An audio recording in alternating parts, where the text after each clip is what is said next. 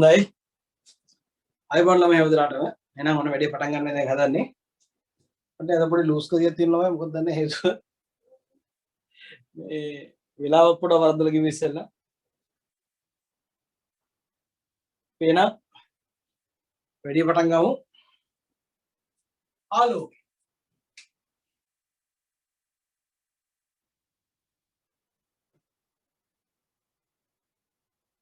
ආලෝභය ආලෝකය ළමයි ආලෝකය පාඩම ගත්තට පස්සේ මේකේ ප්‍රධාන කොටස් කීපයක් යටතේ මේක විග්‍රහ කරන්න පුළුවන්. පරාවර්තනය ඒ වගේ මාතෘකා ඉස්සර සිලබස් වල තිබිච්ච කාරණා දැන් මේවා තමයි කියලා තියෙන්නේ. ආලෝකය ගත්තට පස්සේ ප්‍රධාන කොටස් කීපයකට මම යාම බෙදනවා. පළවෙනි එක තමයි ළමයි වර්තනය. හරිද? මේ වර්තනය යටතේ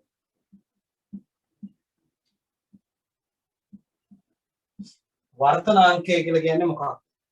ඒ සම්බන්ධව ගොඩනැගිලා තියෙන තර්ක මොනවද? සූත්‍ර මොනවද? ඊට පස්සේ ඒ කියන්නේ ඒක යටතේම තියෙන තමයි ස්නෙල් නියමය. ස්නෙල් නියමය. ඊට පස්සේ සත්‍ය ගැඹුර, දෘශ්‍ය ගැඹුර තර්කය. රයිට්? ඊට පස්සේ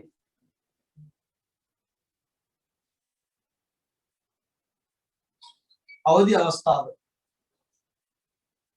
අවස්ථාව මෙතන රයි කියනවා.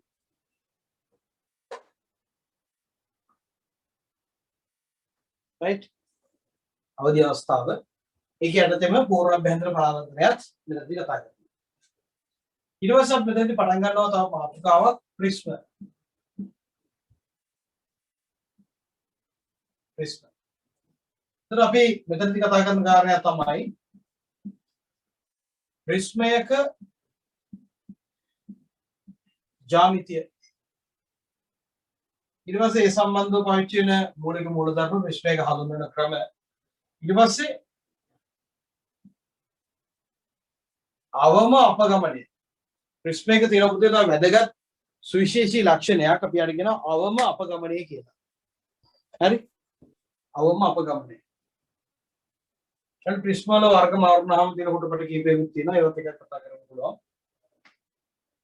කරන ඔය මූලික කාරණා ටිකෙන් ප්‍රිස්මය සඳහා තියෙන මූලික තියෙන ටික ඉවර වෙනවා. ඊට පස්සේ මෙතනින් පටන් ගන්නවා කාච. කාච කිව්වට පස්සේ පුතේ කාච වර්ගීකරණය කාච වර්ග කරනවා. කාච තියෙන ಜಾති මොනවද? ඒවා එකිනෙකට වෙනස් වෙන්නේ කොහොමද? උත්තර කාච අபிසාරීද, අවතල කාච අපසාරීද, හැමතිස්සෙම අபிසාරීද, හැමතිස්සෙම අපසාරීද? ඔය විදිහට බොහොම දීර්ඝ විස්තර කිරීමකට යනවා. බොහොම ඩීටේල් කතන්දරයක් එතන තියෙනවා. ඊට පස්සේ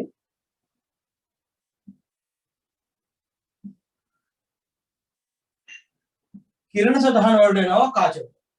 කාච වලින් කොහොමද කිරණ සටහන නිර්මාණය කරන්නේ? ඔය කාච වලින් කිරණ සටහන් නිර්මාණය කරලා ඊට පස්සේ එන කතන්දරයක් තමයි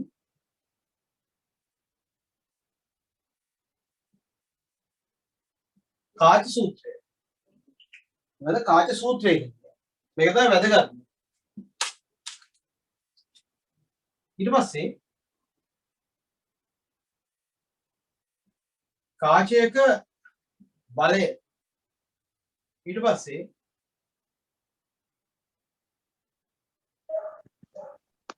කාච සංයුක්ත මොන ඔය විදිහට වෙනම පැත්තක් ගැන කතා කරමු. ඊට පස්සේ කාච කරලා ඉවරයි. කාච වල භාවිත තමයි පුතේ ඊළඟට තියෙන්නේ. ඊට පස්සේ අපි කතා කරනවා මිනිස් ඇස. හරි? මිනිස් ඇස ගත්තට පස්සේ මිනිස් ඇසේ ව්‍යුහය ගැන කතා කරනවා. මේක තමයි අතරම වැදගත් වෙන කතන්දරය. ඊට පස්සේ දුර පෙනීම, ළඟ පෙනීම ක්‍රියාකාරීත්වය ගැන කතා කරනවා. ඊට පස්සේ අපි දෝෂය ගැන කතා කරනවා. එන මොකද? අවිදූර දෘෂ්ටිකත්වය, දූර දෘෂ්ටිකත්වය කියලා ඒ දෝෂ දෙක ගැන කතා කරනවා. ඒ දෝෂ වලට දෙන්න පුළුවන් විසඳුම් මොනවද කියලා එතනම කතා කරනවා. ඊට පස්සේ අපිට එන කොටස තමයි උපකරණ උපකරණ පුතේ ප්‍රධාන කොටස් දෙකකට වෙන් වෙනවා. පළවෙනි එක තමයි අන්වීක්ෂ. තමයි යට අතට යනවා. ඒකේ ප්‍රධාන කොටස් දෙකයි අන්වීක්ෂ දුරේක්ෂ. අන්වීක්ෂ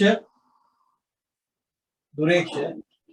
මේ අන්වීක්ෂ දුරේක්ෂ කියන කාරණේ තේරුම් කරගන්න කලින් අපි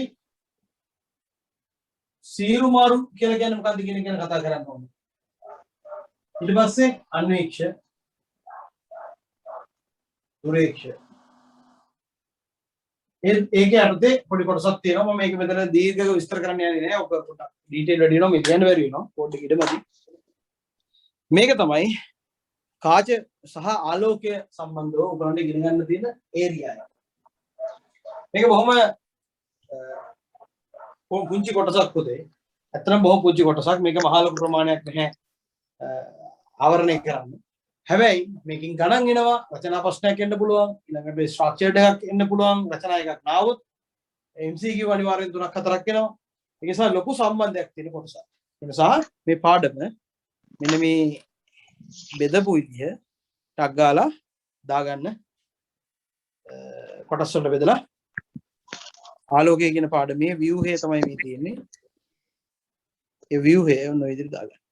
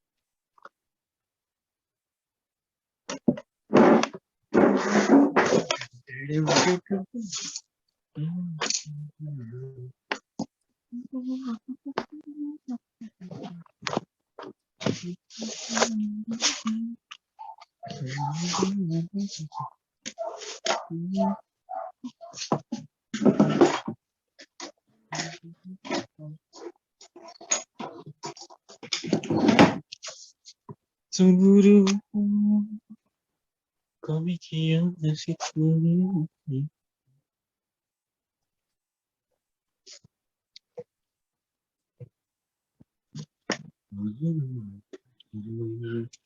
Nama jadi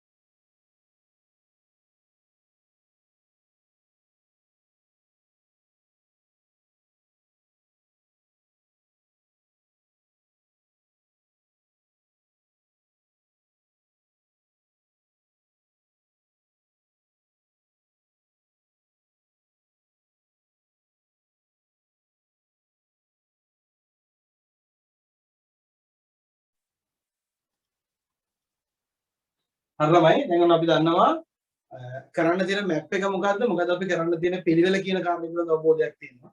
දැන් අපි ඒ තියෙන මැප් එක දිගේ අපි ඉස්සරහට යමු.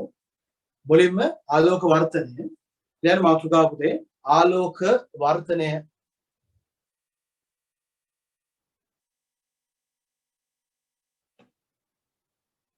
ආලෝක වර්තනය. හරි. මොකද්ද මේ ආලෝක වර්තනය කියලා කියන්නේ? ආලෝක වර්ධනය කියලා කියන්නේ එක් මාධ්‍යයකින් ඉඳන් තවත් මාධ්‍යයකට ආලෝක කිරණයක් ගමන් කරනකොට ඒ ආලෝක කිරණේ ප්‍රවේග වෙනස් වීම හේතු කරගෙන. මොකද්ද? ප්‍රවේග වෙනස් වීම හේතු කරගෙන ඒ ආලෝක කිරණය තම ගමන් මගින් අපගමනය වෙන එක තමයි ආලෝකයේ වර්ධනය කියලා කියන්නේ. රයිට්. ලියන්න. මොකක්ද වනේ ආලෝක වර්ධනය කියලා? එහෙනම් එක් මාධ්‍යයක සිට තවත් මාධ්‍යයකට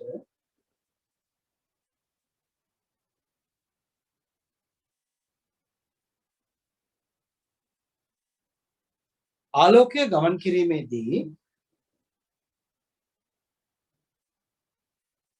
එහි ප්‍රවේග වෙනස් වීම හේතු කරගෙන ගමන් කළ මාර්ගයෙන් අපගමනය වී ගමන් කිරීම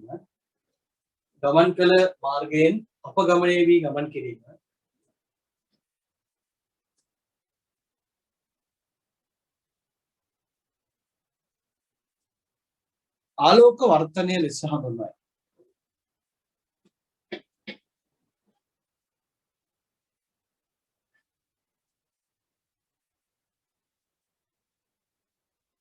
ඔය වර්තනය පිළිබඳව මෙතනදී කතා නොකරන මූලික කාරණා කීපයක් තියෙනවා පුතේ. ඒක සිද්ධ වෙන්නේ කොහොමද?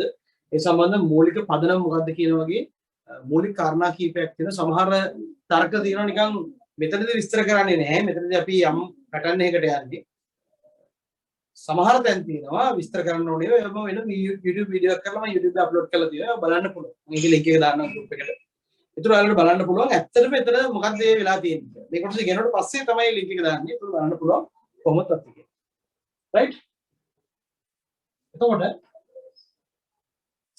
ආලෝක කිරණයක් අපි ගත්තොත් ඉතින් එහෙම මෙහෙම ඇවිල්ලා ආලෝක කිරණේ වෙන වේගයකින් ඇවිල්ලා මේ මාර්ගයට පැමිණෙනකොට එක්කෝ දැන් අපි මෙයාට කියන පුතේ අභිලම්බය කියලා. මේ තියෙන්නේ පළවෙනි මාධ්‍යය. මේ තියෙන දෙවෙනි මාධ්‍යය. මේ තියෙන්නේ මාධ්‍ය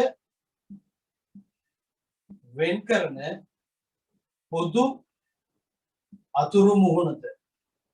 මේ මාධ්‍ය දෙකේ අර මාජින් එක. ඒතර මේ පතන ලක්ෂයේදී පොදු පෘෂ්ඨයට ඇඳි අභිලම්බය තමයි පුතේ මේක. ඒතර එක මාධ්‍යයකින් මෙහෙම කිරණයක් ඇවිල්ලා මේ කිරණය මේ මාධ්‍යෙන් මේ මාධ්‍යට ගමන් කරනකොට වර්තනය වෙන්න පුළුවන් ආකාර දෙකක් තියෙනවා. එක්ක පුතේ අභිලම්බය දිශට නැවෙන්න පුළුවන්. එහෙම නැත්නම් අභිලම්බයෙන් ඉවතට නැවෙන්න පුළුවන්. එක්ක අභිලම්බයේ දිශට නැවෙන්න පුළුවන්. එක්ක අභිලම්බයේ ඉවතට නැවෙන්න පුළුවන්. එතකොට මේක ගත්තට පස්සේ අපි කියනවා මේ මෙහෙම වෙනවා නම් අභිලම්බයේ දිශට නැවෙනවා නම් මේ මාධ්‍යට අපි කියනවා ගහනතර මාධ්‍ය කියලා. ඊට අනිත් එක්කනට කියනවා විරල මාධ්‍ය කියලා. අභිලම්බයෙන් ඉවතට නැවෙනවා නම් මෙයාට අපි කියනවා විරල මාධ්‍ය කියලා. මෙයාට අපි කියනවා ගහනතර මාධ්‍ය කියලා. ඒක නිසා බොහොම සරලව මේ පොයින්ට් එක තේරුම් ගන්න. මේක වෙන්නේ කොහොමද? මේක සම්බන්ධ මූලික સિદ્ધාන්ත මොනවද? ඔය කියන සියලුම දේවල් ටික මම අර කියපු වීඩියෝ එක ඇතුලේ පුතේ පැහැදිලි කරලා දාලා තියෙනවා. මෙතන මේකට සම්බන්ධ කරගන්න. ගියොත් එහෙම පන්තියේ නෝට් එක දිග ගැහෙනවා අනවශ්‍ය පැත්තකට මේක යනවා. මොකද අපි ඉගෙන ගන්නේ විභාගෙට මුහුණ දෙන්නනේ. විභාගෙට මුහුණ දෙන එක වෙනමම ක්‍රමයක්. ඒක තියරි තොගයක් ඉගෙන ගන්නවට වඩා ගොඩක් වෙනස් දෙයක්. රයිට්? ඒක නිසා හරියට ඒ පිළිබඳව අවබෝධයෙන් මේක ඉගෙන ගන්න. ඒ නිසා මේ පාත් එකේ මගෙත් එක්ක මම මේ කියන එක හරියට පොඩ දුරක් යන්න. ඒ ගිහිල්ලා යම් දුරකින් එහාට දැන් ඔයගොල්ලෝ දරාජුද්දේ උතුලේම අතහැරලා තියෙනවා. දැන් කැමැති පැත්තකට යන්න කියලා. ප්‍රමාණයක් වෙනකන් තමන් අරන් ගිහිල්ලා එතනින් එහාට ඔයාලා තනියෙන් යන්න. ඒක තමයි මෙතන වෙන්නේ. රයිට්? ඒක නිසා මුලින්ම මේක අහගන්න කිරණයක් මේක තමයි පුතේ ගමන් කරගෙන ආපු පතේ. හරිද? මේ දිනේ ගමන් කරන් ආපු පතේ බලන්න ඒකෙන් වෙනස් වුණා. මේ දිනේ ගමන් කරමින් පැමිණි පතේ ඒකෙන් මේ පැත්තට වෙනස් වුණා. ඒක වෙනස් වෙන්න පුළුවන් පැති දෙකක් තියෙනවා. අභිලම්බයේ දෙසර නැවුනොත් එහෙම අපි කියනවා එයා ගහනතර මාධ්‍යයකට ආවේ කියලා.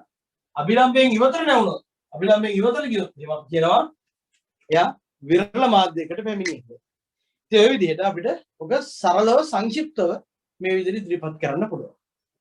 එතකොට මෙයාගේ මාධ්‍ය වේගය C1 නම් මේක C2. මේක C1 නම් මේක C2. දැන් මේක අපි C1 නම් මේක අපි C3 කියලා ගන්නවා. මෙන්න මේකේ වැදගත් ගහනතර මාධ්‍යයකට ආලෝක කිරණ එනවා නම් වේගය අඩු වෙනවා. C1 කියන එක කියලා විශාලයි කාට වඩාද C2ට වඩා. විරල මාධ්‍යයකට එනවා නම් එයාගේ වේගය වැඩි වෙනවා. විරල මාධ්‍යයකට එනවා නම් එයාගේ වේගය වැඩි වෙනවා. එතකොට විරල මාධ්‍යයේ වේගය වැඩි. විරල මාධ්‍ය තමයි වැඩිම වේගය තියෙන්නේ. දැන් මේකේ හැටියට නම් බලන්න මේ එකම මාධ්‍ය මේ තියෙන්නේ. පළවෙනි මාධ්‍ය මේ තියෙන්නේ, දෙවෙනි මාධ්‍ය මේ තියෙන්නේ. පළවෙනි මාධ්‍ය දෙවෙනි මාධ්‍යයට එනකොට හරිද? අපි මේක පළවෙනි මාධ්‍ය. එතකොට මේක ඇවිල්ලා පුතේ තුන්වෙනි මාධ්‍ය. එතෙන් තුන්වෙනි මාධ්‍ය. මේක සංසන්දනාත්මක කියලා ගන්න පුළුවන්. මේ පළවෙනි මාධ්‍ය, මේ දෙවෙනි මාධ්‍ය, මේ තුන්වෙනි මාධ්‍ය. මේ දිනේ පළවෙනි මාධ්‍යයෙන් දෙවෙනි මාධ්‍යයට එනවා. මේ දිනේ පළවෙනි මාධ්‍යයෙන් තුන්වෙනි මාධ්‍යයට එනවා. පළවෙනි මාධ්‍යයෙන් නම් දෙවෙනි මාධ්‍යයට එනකොටයි පළවෙනි මාධ්‍යයෙන් නම් තුන්වෙනි මාධ්‍යයට එනකොටයි ආලෝක කිරණය මෙහෙම පැමිණියා. පැමිණලා ඇවිල්ලා අභිලම්බයේ දෙසර නැවුණා නම් මේක ගහනතර මාධ්‍යයක්, මේක විරල මාධ්‍යයක්. එතකොට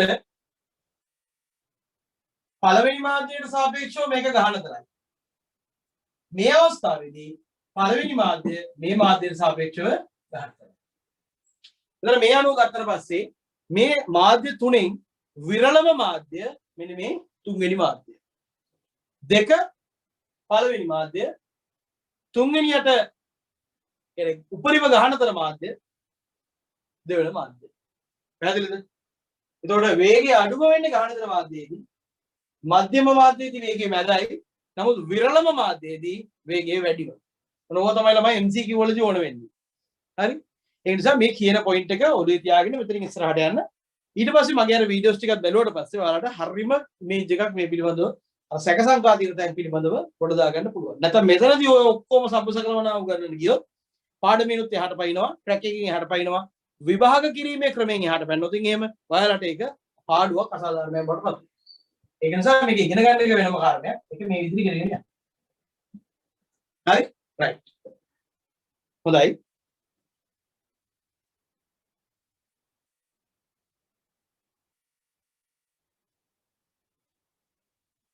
ඔන්න ඔය විදිහට දාගන්න ලියන්න. වර්තනය ප්‍රධාන ආකාර දෙකකට සිදු විය හැකියි. වර්තනය ප්‍රධාන ආකාර දෙකකට සිදු විය හැකියි.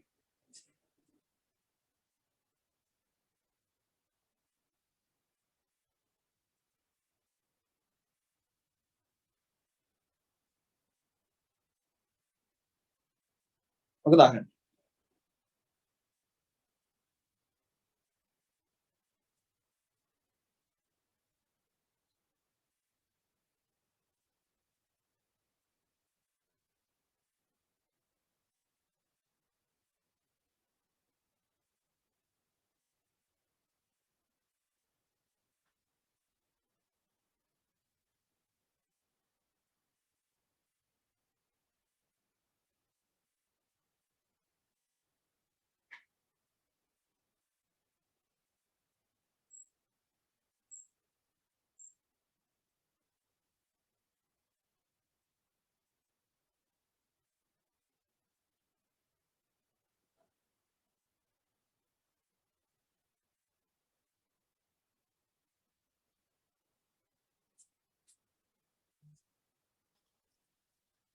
හොඳයි. දැන් මෙන්න මේ කොටස තියෙන එක තමයි දැන් අපි තියෙන්නේ වර්තනය කියන තර්කය අපි දැන් පැහැදිලි. එතකොට මෙතනදී තව වැදගත් සාධකයක් තියෙනවා. වර්තනාංකය. මොකද මේ වර්තනාංකය? වර්තනාංකය දෙවිධයකට කතා කරනවා. වර්තනාංකය හරිම අර්ථ දැක්වීම ඉදිරිපත් කරන්නේ ආලෝකයේ වේගය ඇසුරින්. නමුත් ස්නෙල්ගේ නියමයේ කියලා ඊළඟට ඉගෙන ගන්න කොටසෙත් වර්තනාංකය අපි එතනදී කතා කරනවා. එතනදීත් වර්තනාංකයේ සම්බන්ධතාවයක් තියෙනවා. ඒක ඉදිරිපත් කිරීමක් කරනවා. පැහැදිලිද? ඒ කියන්නේ ස්නෙල්ගේ නියමයේ සාධනය කිරීම. මම අර දාන්නම් කියපු වීඩියෝ එක ඇතුලේ ස්නෙල්ගේ නියමයේ සාධනය කිරීමක් තියෙනවා. ඒක නිසා ඒ සම්බන්ධව සියලුම කාරණා වීඩියෝ දෙකක් දුක තියෙනවා මතක විදිහට. ඒ සම්බන්ධව සියලුම කාරණා ඒකේ අන්තර්ගතයි. ඒක ඔයාලට බලලා ඒ ටික හරියට ක්ලියර් කරගන්න පුළුවන්. හොඳයි.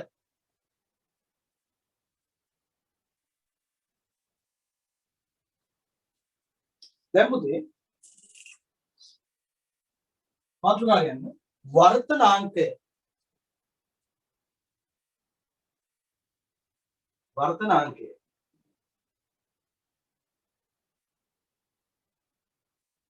මොකක්ද මේ වර්තනාංකය කියන්නේ?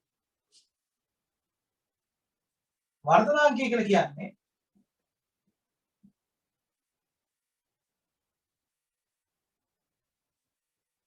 යම්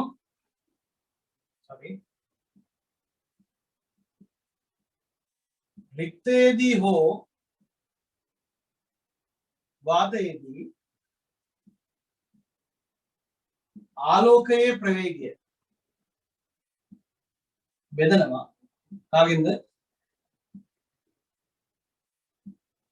මාධ්‍ය තුලදී ආලෝකයේ ප්‍රවේගය. හරි? වර්ධනාංකය රික්තයේදී වාතයේදී ආලෝකයේ ප්‍රවේගය බෙදනවා. මාධ්‍ය තුලදී ආලෝකයේ වේගය. වර්ධනාංකයේ සංකේතය තමයි n කියලා කියන්නේ.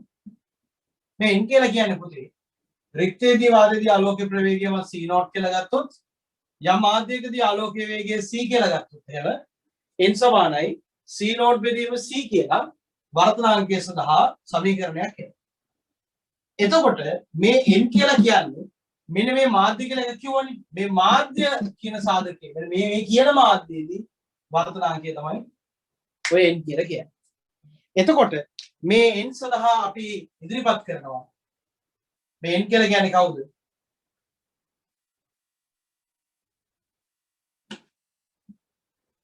අදාළ මාධ්‍යයේදී ආලෝකයේ නිරපේක්ෂ වර්තනාංකය.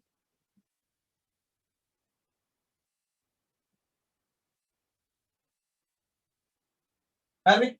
අදාළ මාධ්‍යයේදී ආලෝකයේ නිරපේක්ෂ වර්තනාංකය කියලා මේ n ඉදිරිපත් කරනවා. මේ දිනේ මාධ්‍ය. ඒ මාධ්‍ය තමයි පුතේ මේ තියෙන්නේ. හරි? මාධ්‍යයේදී නිරපේක්ෂ වර්තනාංකය තමයි මේ n කියලා අපි ඉදිරිපත් කරන්නේ. ඒක මේ මාධ්‍යයට අදාළ. මේ උඩ තියෙන එක නා මොන මාධ්‍යයකට ගත්තත් එකයි. මොකද වාතයේදී හෝ රික්තයේදී ආලෝකයේ ප්‍රවේගය තමයි මේ උඩ තියෙන්නේ.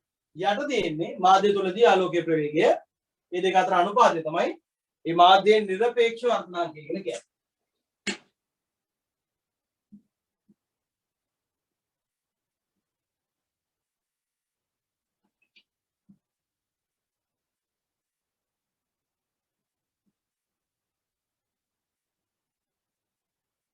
පැහැදිලිද? රයිට්. යන්නකො මේක දාගන්න උඩක් ගන්න.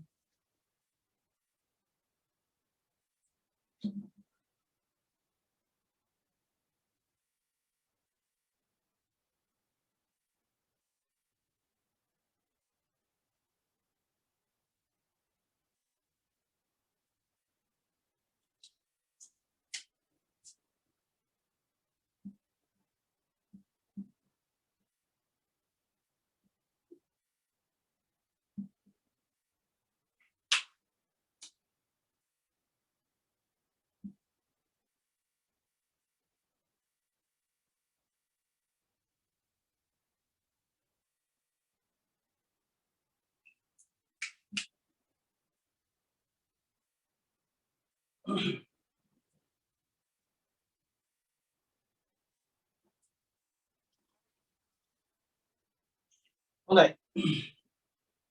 ඔන්න දැන් වැඩි යනවා.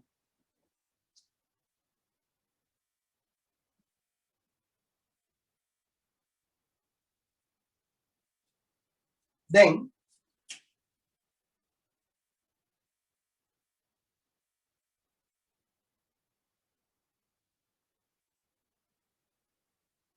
සාපේක්ෂ වර්ධනාංගය කියලා එකක් තියෙනවා. ඒ තමයි පුතේ බලන්න. මෙතන තියෙනවා වාතය. මෙතන තියෙන එක මාධ්‍යය. ආලෝක කිරණය මෙහෙම ඇවිල්ලා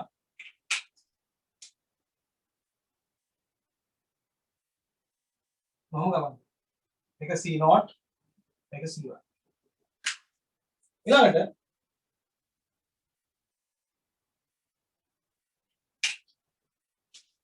ආලෝක කිරණය කරනවම ඇවිල්ලා ගමන් කරනවා. මේක C0 මේක C2. මේක පුතේ දෙක මාධ්‍ය. මේ ඉන්නේ කවුද? වාතය. හරි. සාපේක්ෂ වර්ධනාංගය කියලා කාරණයක් තියෙනවා. සාපේක්ෂ වර්ධනාංගය තමයි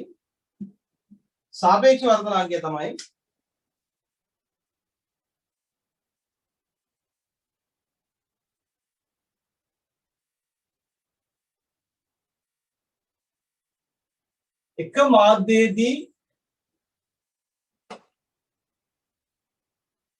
ආලෝක ප්‍රවේගය බෙදනවා. දෙක මාධ්‍යයේදී ආලෝක ප්‍රවේගය. එතකොට මේ සාපේක්ෂ වර්ධනාංගය කියලා කියන එක කෙනා අපි හඳුන්වන්නේ එක මාධ්‍යයට සාපේක්ෂව මේක මම වෙන විදිහකට ලියන්න. එක මාධ්‍යයට සාපේක්ෂව දෙක මාධ්‍යයේ වර්ධනාංගය. මේක තමයි පුතේ සාපේක්ෂ වර්ධනාංගය. ඒ කියන්නේ පළවෙනි මාධ්‍යයට සාපේක්ෂව දෙවෙනි මාධ්‍යයේ වර්ධනාංගය කියලා කියන එකගේ අර්ථ දැක්වීම. මොකද පළවෙනි මාධ්‍යයේදී ආලෝකයේ ප්‍රවේගය බෙදුවා දෙවෙනි මාධ්‍යයේදී ආලෝකයේ ප්‍රවේගය. අන්න එතකොට අපිට එනවා මේ තර්කය. දැන් අපි මේ රූප සරණ දෙක ඇඳලා අපි එනවා අලුත් අදහසකට. දැන් පුතේ එකම මේ රික්තය එහෙම නැත්නම් මේ වාතයේ වර්ධනාංකය 1යි. වාතයේ වර්ධනාංකය 1යි. එක මාධ්‍යයේ වර්ධනාංකය මම දා ගන්නවා නිරපේක්ෂ වර්ධනාංක වලින් ගත්තොත් n1. මේ වාතයේ වර්ධනාංකය 1යි. දෙක මාධ්‍යයේ වර්ධනාංකය n2 කියලා මම මෙතන දානවා. right? දැන් මොකද වෙන්නේ? දැන් ඔන්න මම මේකට ලියන නිරපේක්ෂ වර්ධනාංකය ඇසුරෙන් n1 කියලා කියන්නේ කවුද පුතේ? n1 කියලා කියන්නේ කවුද? n1 කියලා කියන්නේ C0 බෙදීම C1. මෙතනින් මම C0 ගත්තොත් එහෙම එනවා C1 වාරයක් n1. මෙතනින් ලියුවොත් එහෙම n2. එතකොට එන්නේ මොකද්ද? C0 බෙදීම n2. මම මෙතනින් C0 ට ප්‍රකාශනය ගත්තොත් එහෙම එනවා n2 වාරයක් C2. දැන් මේක පළවෙනි සමීකරණය, මේක දෙවෙනි සමීකරණය. එහෙනම් ලැජ්ජාවක් වෙන්න දෙයක් නැහැ නේ. එක සමානයි දෙකනේ. දෙකම සමාන වෙලා තියෙන C0 ටනේ. එහෙනම් මෙතනින් එනවා n1 C1 සමානයි n2 C2 කියලා මූලික සමීකරණයක්. මේක අපි ගණන් හදන්න පාවිච්චි කරන මූලික සමීකරණයක් උදේ. මූලික සමීකරණයක් n1 C1 සමානයි n2 C2 කියලා මේක මූලික වශයෙන් ඉදිරිපත් කරන්න පුළුවන් මූලිකව සමීකරණයක්. right? පැහැදිලිද? එතකොට මෙන්න මෙතනින් පටන් අරගෙන තව පොඩක් ඉස්සරහට ගිහිල්ලා අපි මෙන්න මෙතන ප්‍රකාශනයට එනවා. මම ඒක එන්නම්. එතක මෙන්න මේ සාපේක්ෂ වර්ධනාංගය කියලා මාතෘකාව ලියන්න ඕන. ඊළඟ මේ ටික දා ගන්න ඕන. ලියන්න. सापेक्ष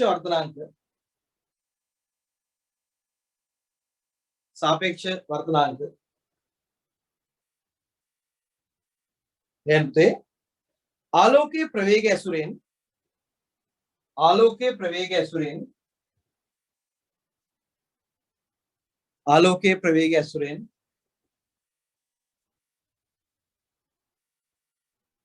මාධ්‍යයකට සාපේක්ෂව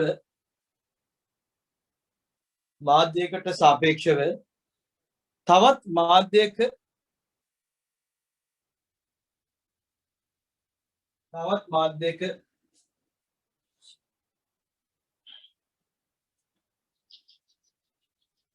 සාපේක්ෂ වර්ධනාංකය පහත පරිදි ඉදිරිපත් කළ හැකියි.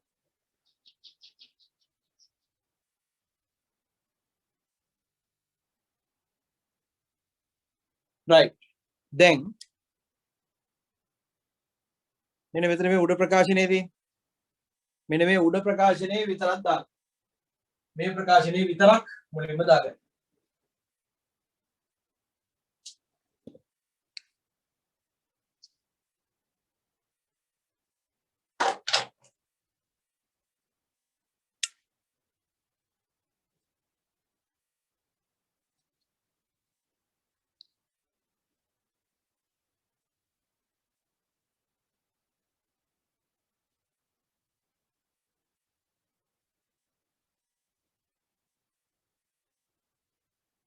මේ මුකුත් දාගන්න එපා.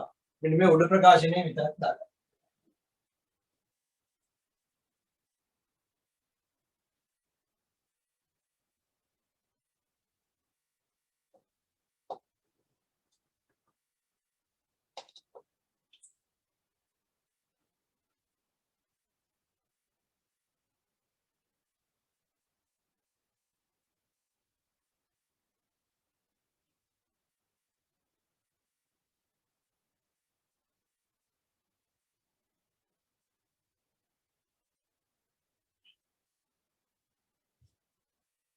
හරි. දැන් මෙන්න මෙයාව සංකේතවත් කරන ක්‍රමයක් තමයි මේ පළවෙනි මාධ්‍යයට සාපේක්ෂව දෙවෙනි මාධ්‍යයේ වර්ධනාංකය කියන එක සංකේතවත් කරන ක්‍රමයක් තමයි පුතේ. 1 n 2 නැත්නම් 1 n 2. හරිද? ඊළඟට මෙන්න මේක සංකේත වලින් අපිට එන්න පුළුවන් C1 බෙදීම C2 මේක පාවිච්චි කරන මේ කැමැති විදිහකට ඔයාලට මේක භාවිතා කරන්න පුළුවන්. කැමැති විදිහකට ඔක පාවිච්චි කරන්න පුළුවන්. ඔය සමීකරණය ලියලා යටින් කොටු කරගන්න. මේ කිසිම දෙයක් තාම දාගන්න එපා.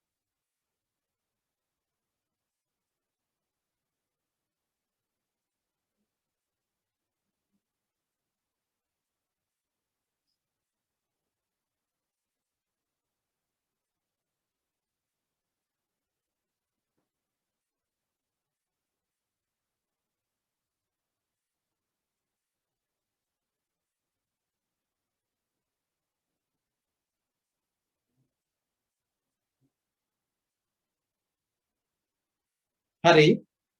දැන්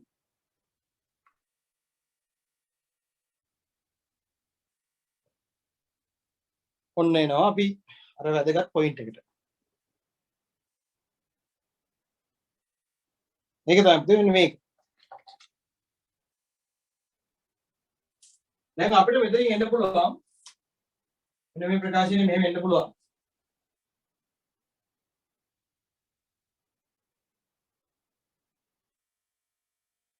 C2 බෙදීම C1 C2 බෙදීම C1 આવොත් එහෙම අපිට එනවා n1 බෙදීම n2.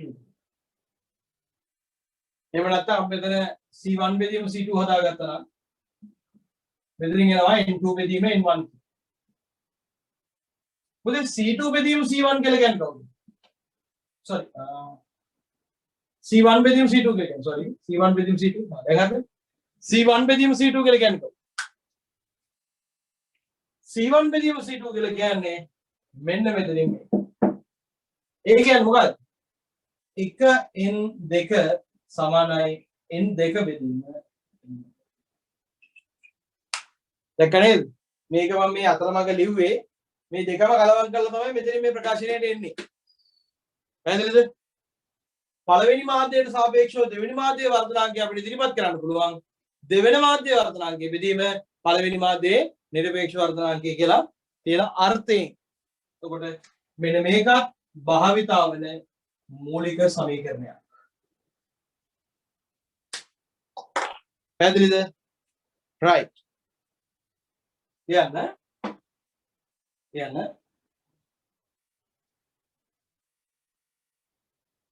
වර්තනාංක සහ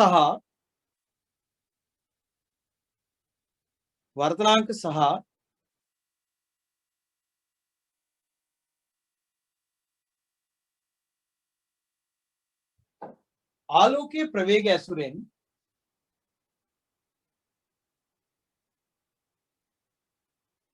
මූලික සමීකරණ දෙකක් පාත පරිදි ඉදිරිපත් කළ හැකියි. දැන් ළමයි සරම් බරංගාලා මොන ටික දාගන්න.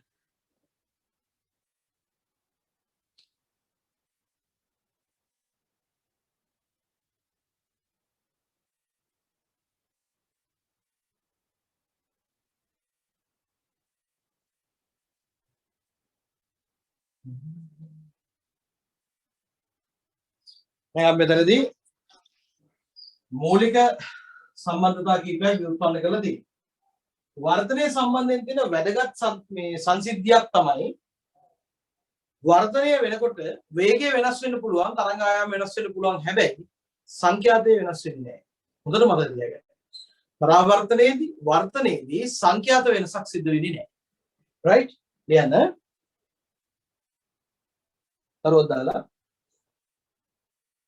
වර්ධනයේදී සහ පරාවර්තනයේදී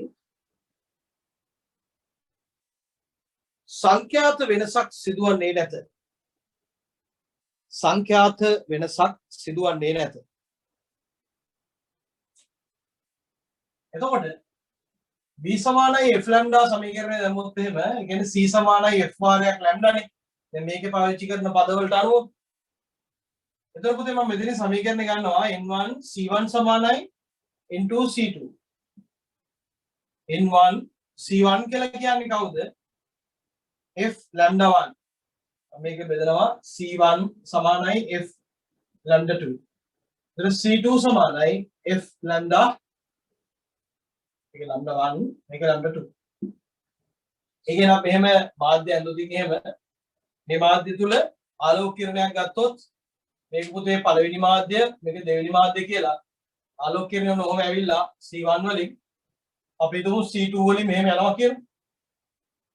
එහෙනම් මේ මාධ්‍යයේදී තරංග ආයාමයේ lambda 1 මේ මාධ්‍යයේදී තරංග ආයාමයේ lambda 2 නම් මතක තියාගන්න සංඛ්‍යාතයේ කිසිම වෙනසක් වෙන්නේ නැහැ. මොකද සංඛ්‍යාතයේ වෙනසක් වෙන්නේ නැහැ. right? f තමයි. එහෙනම් මම මෙතනින් දානවා f දැනවා f සමානයි n2 වාරයක් මේක lambda 2. දැන් මොකද වෙන්නේ? සංඛ්‍යාතයක සංඛ්‍යාතය අයින් වෙලා යන නිසා අපිට සමීකරණයකට එන්න පුළුවන් n1 lambda 1 සමානයි n2 lambda 2. මෙන්න මේක තවත් වැදගත් සමීකරණයක්. මෙන්න මේ කොටස යට තියෙන. හරි? right. ටක් ගාලා මෙන්න මේක දාගන්න පුතේ.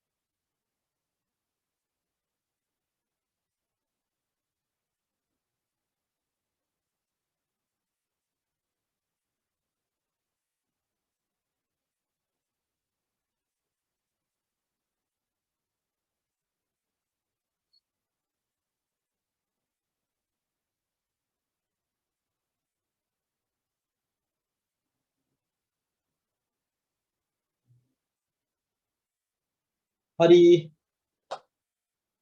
right දැන් ළමයි ඔන්නේ මාතෘකාව ලියන්න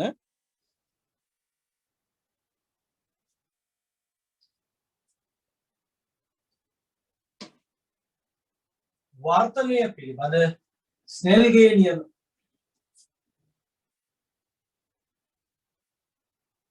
වර්තනය පිළිබඳ ස්නෙල්ගේ නියම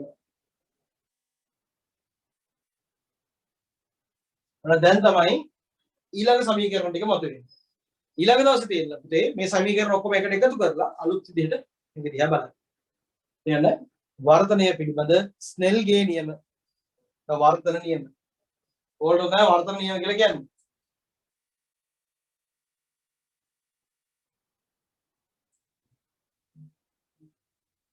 හොඳයි.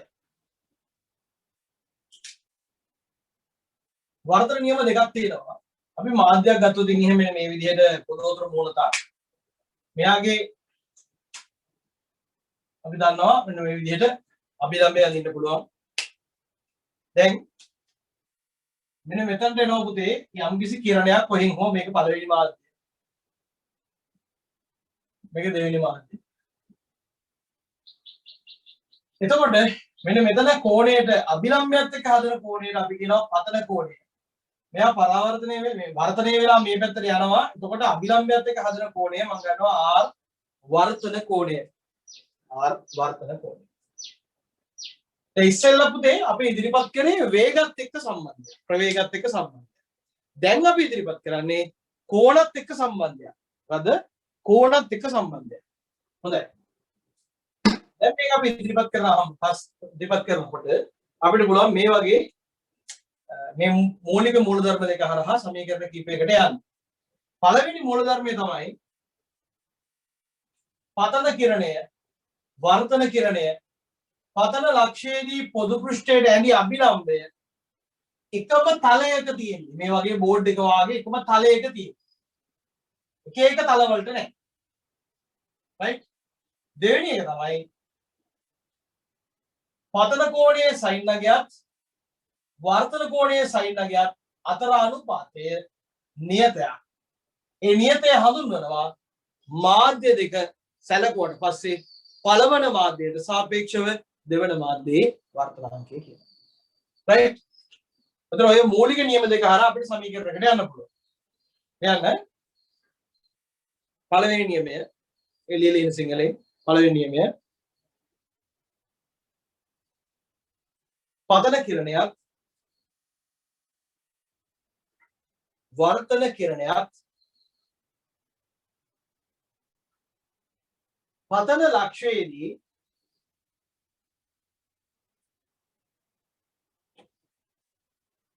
පොදු පෘෂ්ඨයට ඇඳි අභිලම්බයක් පතන ලක්ෂයේදී පොදු පෘෂ්ඨයට ඇඳි අභිලම්බයක් එකම තලයක පිහිටයි.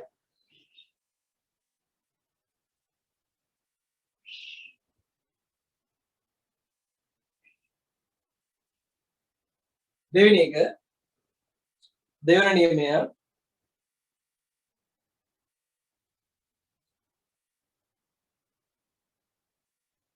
පතන කෝණයේ sin අගයත්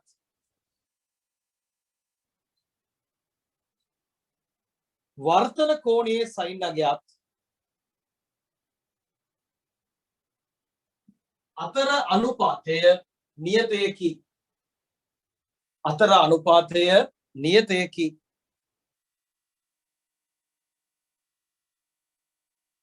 පතන කෝණයේ sin අගයත් වර්තන කෝණයේ sin අගයත් අතර අනුපාතය නියතයකි. හරි right. එතකොට අද ගොඩක් මහන්සි දවසක් වෙන්නේ දරුවනේ. මොකද මුල කොටසෙත් අපි සෑහෙන නෝට් එකක් ලියලා තියෙන්නේ. right අපි යමු මේකට මේ ටාගට් යමු. පතන කෝණයේ sin අගය වර්තන කෝණයේ sin අගය අතර අනුපාතය නියතයක්. අපි ඒක k කියලා හඳුන්වුවොත් එහෙම මේ k කියලා කියන්නේ කවුද? පළමු මාධ්‍යයට සාපේක්ෂව දෙවන මාධ්‍යයේ වර්තනාංකය මේවා ළමයි ඇත්තටම ඔප්පු කරන්න පුළුවන්. හොඳේ ඔය ඔප්පු කරපු ටික තමයි මම අර වීඩියෝ එක දාලා තියෙන්නේ. මොකද මේ තියරි පොතේ ඔය ඔප්පු කරන්න කිව්වොත් එහෙම මේක මෙහෙම සාකරයක් බඩපත් වෙනවා. හරි? මේක බොහොම පුංචි පාඩමක් නිසා මේක අපි ඒ විදිහට ඉගෙන ගන්නවා. නැත්නම් විභාග කරන්න බෑ. හරි? ඔකනේ ඒකක් ගන්න ඕන නම් මේ පාරේ යන්න. ඔක ලේසි. රයිට්? එහෙනම් ඔය දීපු වාක්‍යෙට මැටද එම නියතය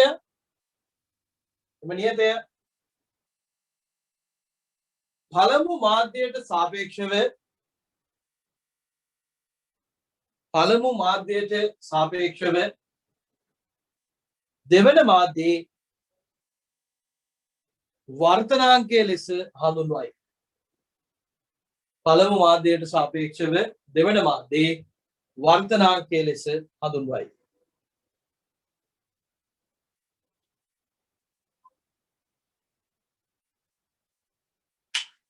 එතකොට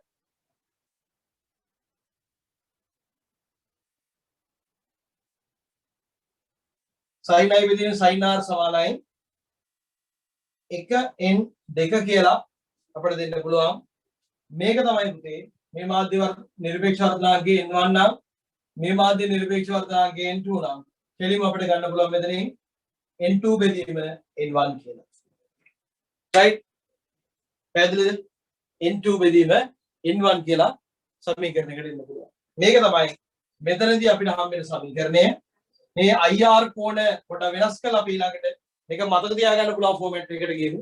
රයිට්? ටැග් ගාලා මේක දාගන්න.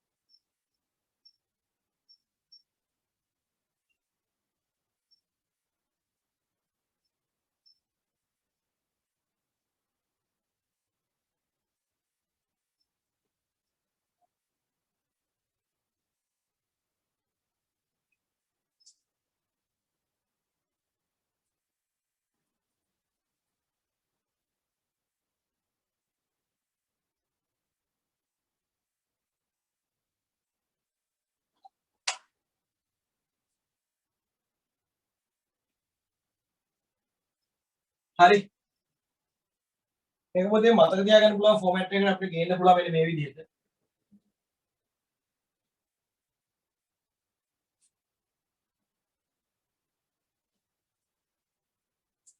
හරි පහසුයි.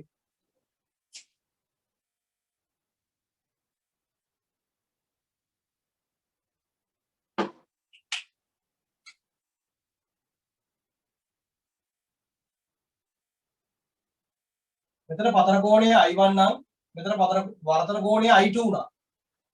හරි? මේක ඇවිල්ලා පළවෙනි මාධ්‍ය. මේකේ N1. මේකේ දෙවෙනි මාධ්‍ය. ඒකේ නිරපේක්ෂ වර්තනාංකය N2 නම් මට පුළුවන් පුතේ sin i බෙදීම sin r සමානයි 1n 2 තර්කය දාලා sin i1 බෙදීම sin i2 සමානයි n2 බෙදීම n1 කියලා ගන්න. ඊට පස්සේ මට පුළුවන් මෙතනින් ගන්න n1 sin i1 සමානයි n2 sin i2 කියලා මතක තියාගන්න පුළුවන් සරල සමීකරණයක් ගොඩනගන්න. right? ඔකින් තමයි ළමයි වැඩිපුරම ගණන් හදලා තියෙන්නේ මේක ඇල්ලුම්. ප්‍රිස්මෝ වලත් එහෙම.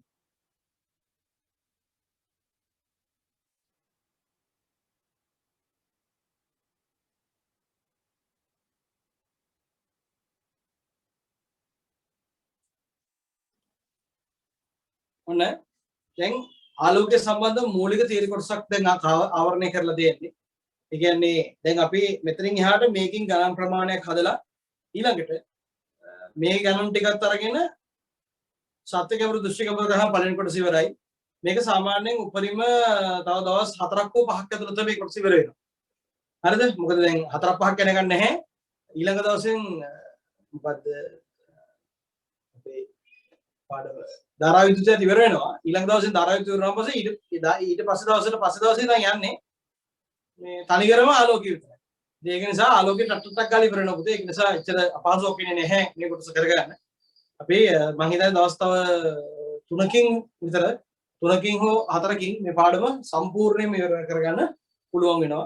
ඒක නිසා අදට මෙතනින් නවත්වනවා. දැන් මෙතනින් ඉහළ හදන කොටස ඊළඟ ගණන් ටිකත් එක්ක යන්න තියෙන්නේ. අපි මම බලාපොරොත්තු වෙනවා 14 රට විවෘත කරොත් ඔයාලට ගිහලා ටියුට් ගන්න පුළුවන් විදිහට ටියුට් එක සලසලා තියන්න මම හිතන්නේ නැහැ. මොකද අපිට මේ ටියුට් ප්‍රින්ට් කරන ආයතන ඊළඟට ආපේ ඉන්ස්ටිටියුට්ස් ඔක්කොම වහලා තියෙන නිසා පොඩි ගැටලුවකට මතුවලා තියෙන්නේ. ඉතින් මේ අතරම අපිට ටියුට් එක ගන්න බැරි ප්‍රශ්නයක් වෙලා තියෙන්නේ. ටියුට් ගන්න බැරි ගැටලුව. ඒක නිසා ඒවත් ඔක්කොම ඉස්සගෙන මේ පාඩම ඉස්සරහට කරගෙන යමු. එහෙනම් ලබන සතියේ අද පොඩ ප්‍රමාද වුණා. දැන් මේ දවස්වල පොඩ මේ පටන් ගන්න වෙලාව පොඩ ප්‍රමාද වෙනවා. 9 8:00 වෙනකොට 8:00 වෙනකොට අන්තිම පටන් ගන්න ප්ලෑන් එකක්. හරි. රයිට්. එහෙනම් ලබන සතියේ අපි හම්බෙමු. එහෙනම් හැමෝටම ආයෙත් බොහොම ස්තුතියි.